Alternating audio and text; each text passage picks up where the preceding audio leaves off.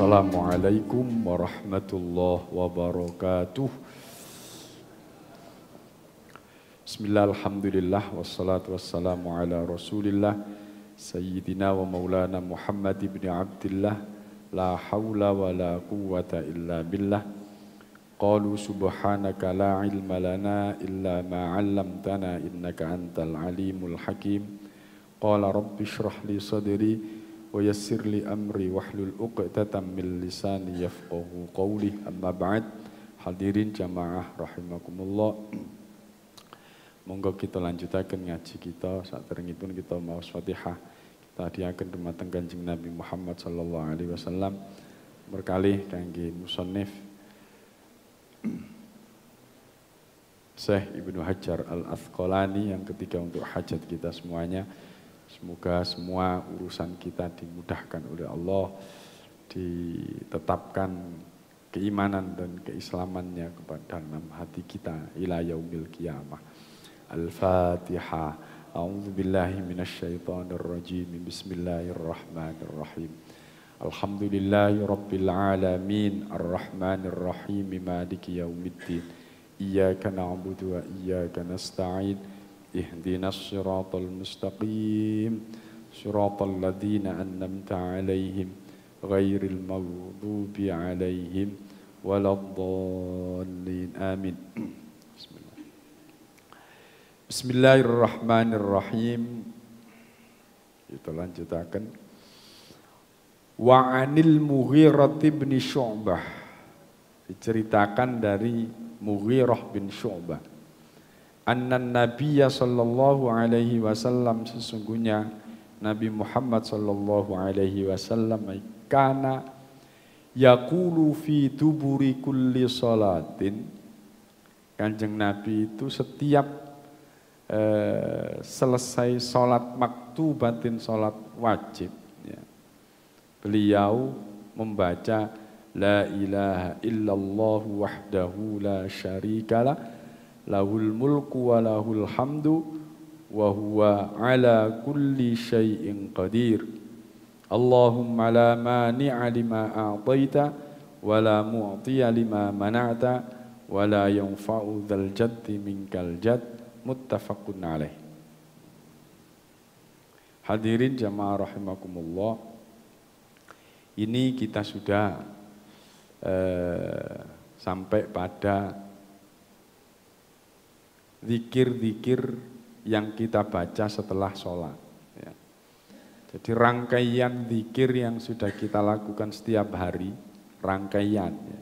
Dimulai astaghfirullah sampai la ilaha illallah, itu semuanya diajarkan oleh Kanjeng Nabi ya. Dan ada dalilnya semua, kemudian dirangkai oleh ulama-ulama kita. Ini hadisnya. Kanjeng Nabi setiap selesai sholat itu membaca la ilaha illallah wahdahu la syarikalah lahul mulku wa lahul hamdu wa huwa ala kulli syai'in qadir. Allahumma la mani'a lima a'taita wa la mu'tiya lima mana'ta wa la yanfa'u dzal jaddi minkal jadd. Panjenengan nggih maca Allahumma la mani'ah nggih mboten? Mboten nggih. Ale gak tau diajarno. Ya saya sampai wa huwa ala kulli syai'in qadir. Wa an Sa'd bin Abi Waqqas qala inna Rasulullah, sesungguhnya Rasulullah sallallahu alaihi wasallam kana yata'awwadhu bihinna duburas salati. Nabi itu selalu berlindung kepada Allah di setiap selesai sholatnya. Artinya doa setelah selesai sholatnya. Allahumma inni a'udzubika minal bukhli wa a'udzubika minal jubni wa a'udzubika min an uradda ila ardalil umuri wa a'udzubika min fitnatid dunya wa a'udzubika min adzabil qabri. Nah, ini doa. Allahumma inni, ya Allah, ini sesungguhnya saya a'udzubika, Aku berlindung kepadamu minal bukhli, dari penyakit kikir, medit. Wa a'udzubika minal jubni, dan aku berlindung kepadamu minal jubni, dari penyakit pengecut. Wa a'udzubika min an uradda ila ardalil umur, dan saya berlindung kepadamu dari kembalinya umur yang hina. Apa itu? Yaitu kita akan semakin hari semakin tua, ya. Yaitu penyakit pikun, ya.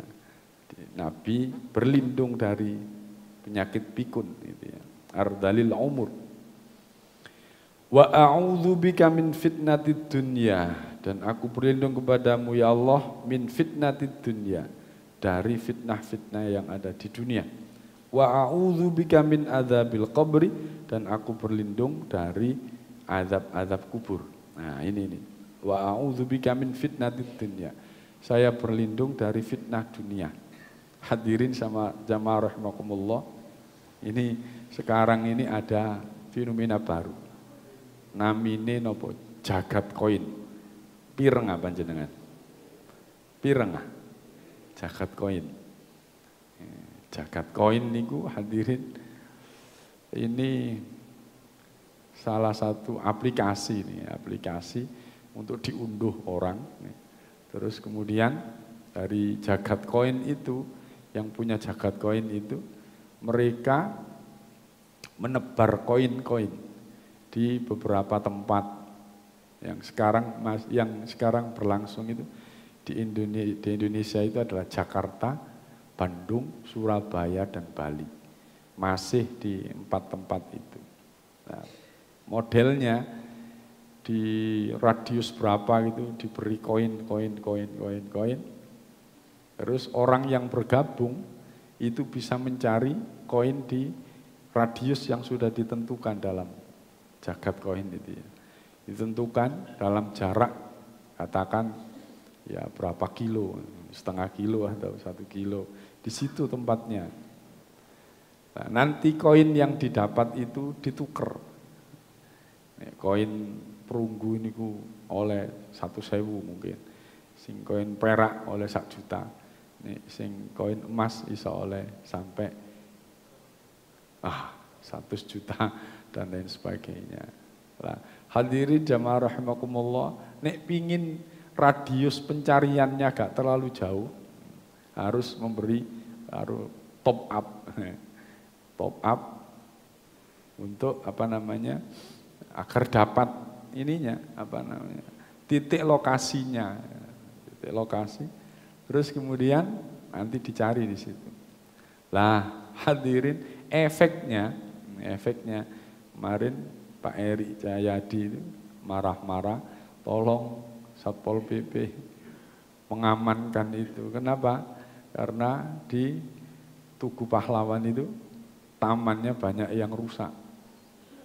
Didongkeli arek-arek itu, golek koin ya Allah. Niki tidak hampir sama dengan model biyen golek Pokemon. Ya Pokemon ya, golek Pokemon. Nah, dan itu meresahkan masyarakat. Kenapa? Karena ketika Pokemon dulu itu menangkap Pokemon itu kadang-kadang di tengah jalan dan sebagainya. Orang kalau mencari sesuatu itu serius dengan apa yang dicari. Nah, yang dikhawatirkan dulu Pokemon itu ono di tengah jalan terus gak ngereken apa-apa golek. Bareng ketubruk mobil kan gak, ketubruk sepeda motor kan bahaya. Itu yang bahaya. Terus panjenengan ini nyali tengok di TV sing ngene jagat koin sing golek iku kaya wong apa? Jenengan ningali tiyang goleki dhuwit utawa goleki barang sing ilang nang ngene dalan ya napa? Kira-kira peduli karo sekitar mboten? Kaya wong linglung ngono. Kaya wong linglung ngono. Yang itu tadi yang dikhawatirkan bek-beki terus mari ngono gak ngerti samping-samping ya. Di situ ada listrik sing diide kesetrum. Terus bahaya banyak. Terus yang ketiga hadirin jamaah rahimakumullah, orang dibawa kepada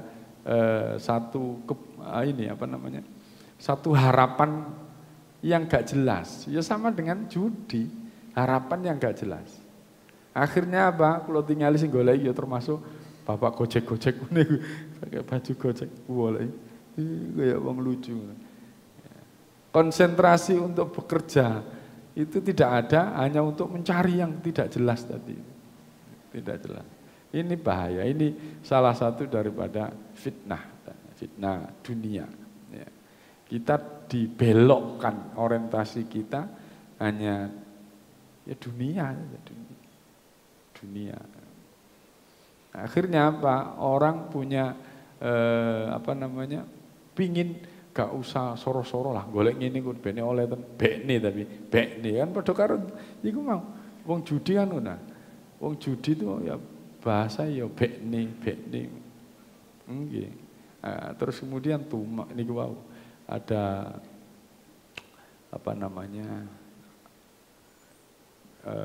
judi itu ya judi.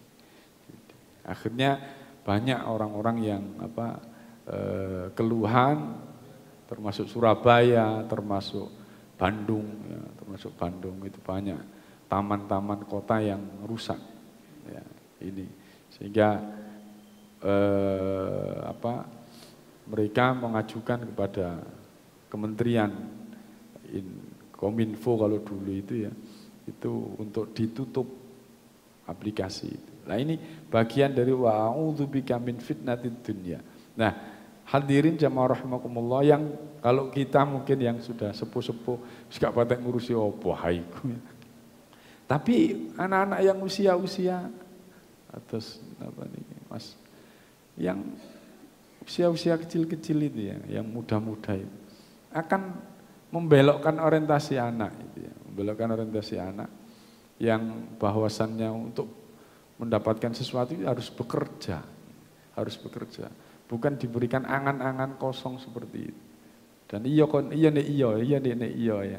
Kalau yang kemarin di wawancara itu sudah mendapatkan satu, terus diajukan, katanya 5 hari, mungkin besok sudah cair ya nih cair. Ya cair mungkin cair beberapa kali cair pada berikutnya ya bisa jadi enggak. Banyak penipuan ya, banyak modus-modus begitu itu banyak. Bahaya, hati-hati. Anak-anak yang masih muda-muda yang terobsesi dengan itu. Obsesi ini bener wis kerja. Nek pengin duit-duit ya kerja. Nah, ya, kerja dengan skill yang kita punya. Ya, kalau memang skill kita ini kerja keras ya, kerja kasar ya dilakoni. Ini memang skill kita ini pada kompetensi yang tinggi, ya dengan pikiran, dengan tangan saja. Jangan pernah kita terbuai dengan hal-hal yang tidak jelas begitulah. Pastinya akan jadi tidak baik gitu aja. Itu sudah pengalaman banyak hal lah. Jadi kita harus hati-hati. Pada anak-anak kita ya, yang muda-muda ini. Bismillahirrahmanirrahim. Wa an Thawbana dan dari Thawban qala kana Rasulullah sallallahu alaihi wasallam idzan sarafa minas salati istaghfara thalathan wa qala Allahumma antas salam wa minkas salam tabarakta rabbana ya dzal jalali wal ikram rawahu Muslim. Sama kan dengan yang kita baca. Assalamualaikum terus kita baca apa? Astaghfirullahaladzim 3 kali ya. Tapi kita tambah lagi astaghfirullahaladzim li wali walidayya wali ashabil huquqil wajibati alayya wali jami'il muslimina wal muslimat wal mu'minina wal mu'minat al ahya'i minhum wal amwat. Astaghfirullah yang kita baca pada waktu setelah sholat yang 3 kali itu luar biasa itu. Kenapa? Karena yang didoakan itu banyak hal. Astaghfirullahaladzim, li, ampunilah saya. Wali walidayya dan kedua orang tua saya. Li wali walidayya, wali ashabil huquqil alayya dan orang-orang yang berhak mendapatkan hak doa saya, ya saudara-saudara kita, teman-teman kita yang paling dekat. Wali jami'il muslimina wal muslimat, dan semua orang-orang muslim laki-laki dan muslim perempuan. Wal mu'minina wal mu'minat, mereka yang beriman-iman, yang laki-laki maupun yang perempuan. Terus napa? Al ahya'i minhum wal amwat, baik yang hidup maupun yang sudah meninggal dunia. Wah, luar biasa. Panjenengan mendoakan semuanya. Mendoakan semuanya.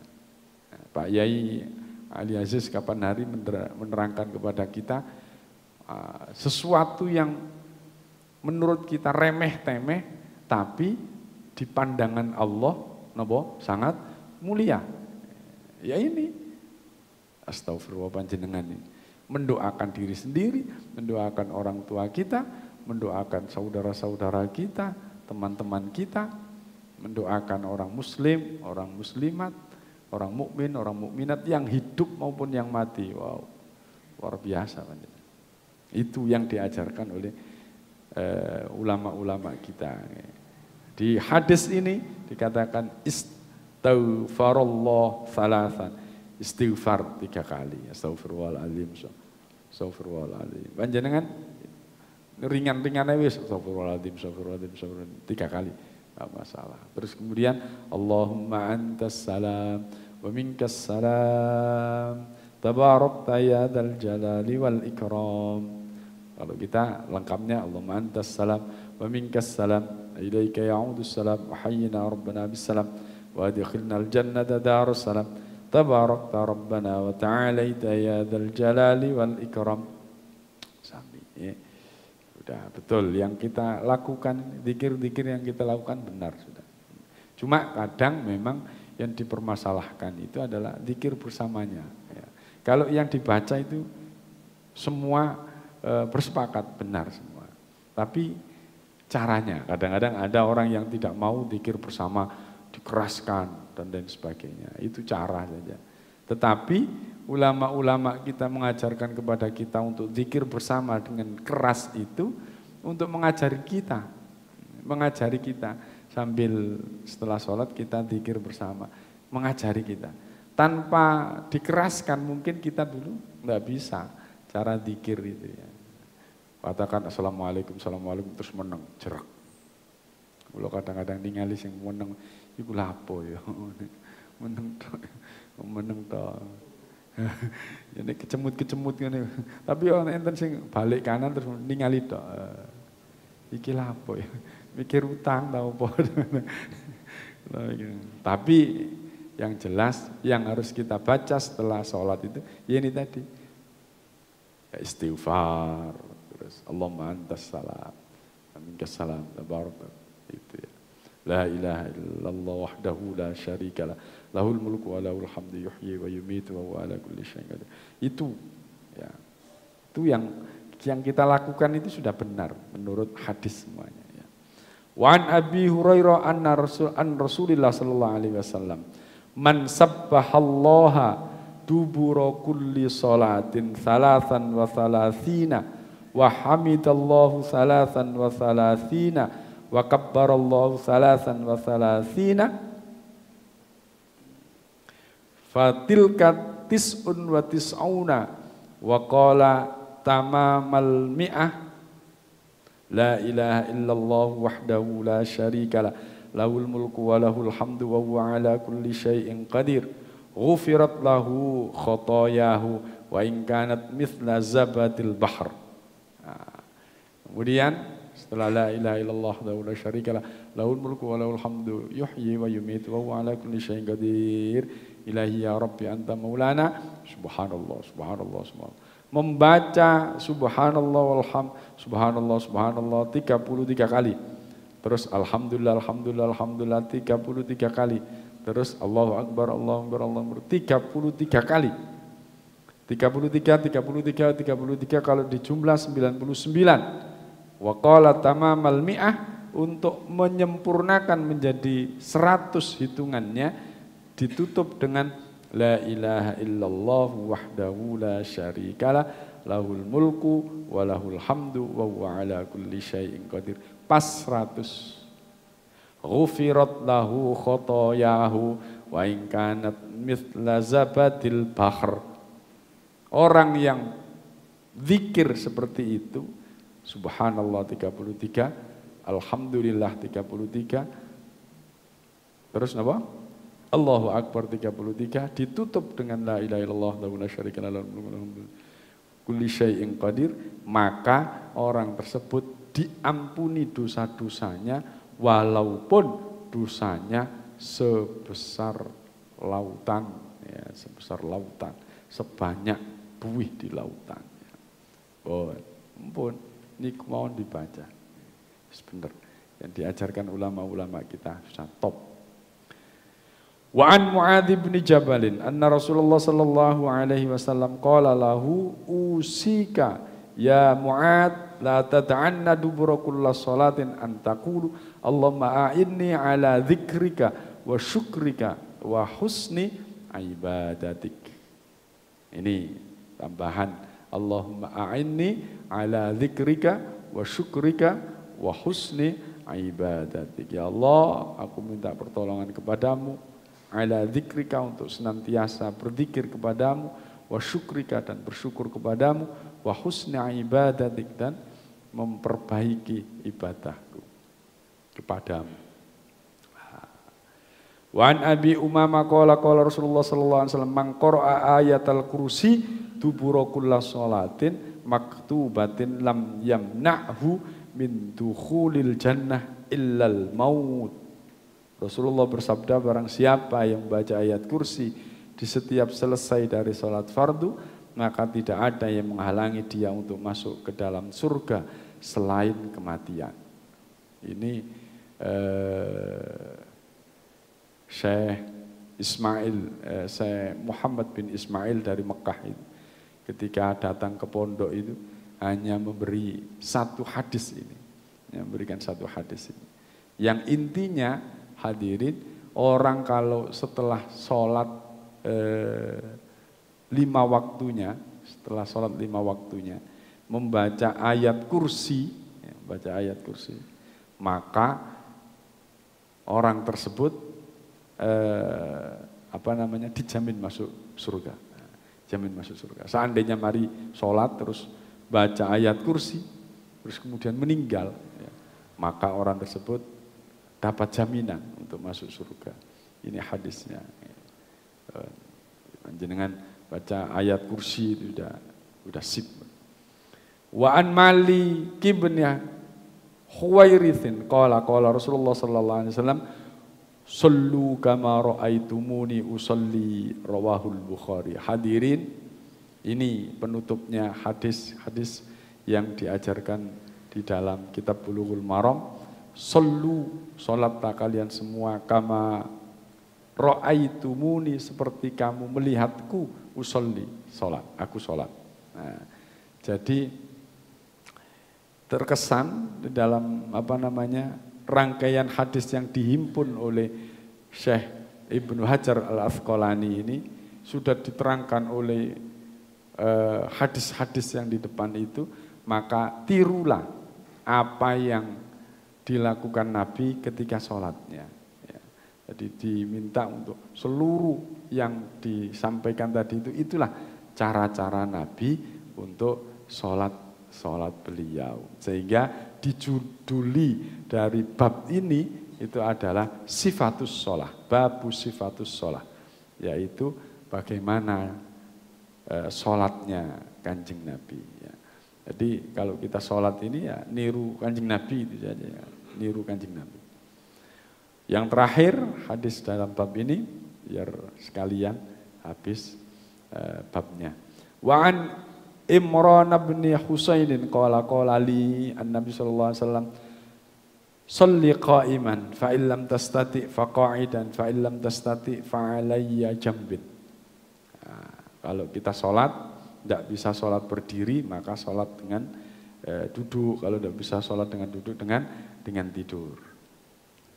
Wa an Jabirin an Nabi sallallahu alaihi wasallam qala li maridin, Nabi mengatakan kepada orang yang sakit, shalla ala wisadatin farama biha wa qala shalla ala al-ardi in istata'ta wa illa fa'umi ima'an waj'al sujudaka akhfadha min ruku'ika, rawahul Bukhari.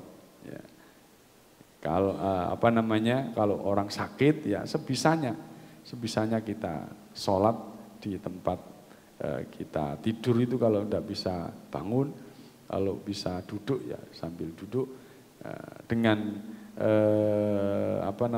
batasan ketika kita rukuk itu sedikit membungkuk, terus kalau bisa sujud ya sujud dengan benar, kalau tidak bisa ya antara rukuk dengan sujud itu lebih ke bawah ketika sujud daripada rukuknya. Telas babnya. Untuk bab sifatus sholah sudah selesai. Sampun, mungkin enten pertanyaan. Pun siang enten pertanyaan, ibu-ibu? Enten? Hadirin jamaah rahimakumullah.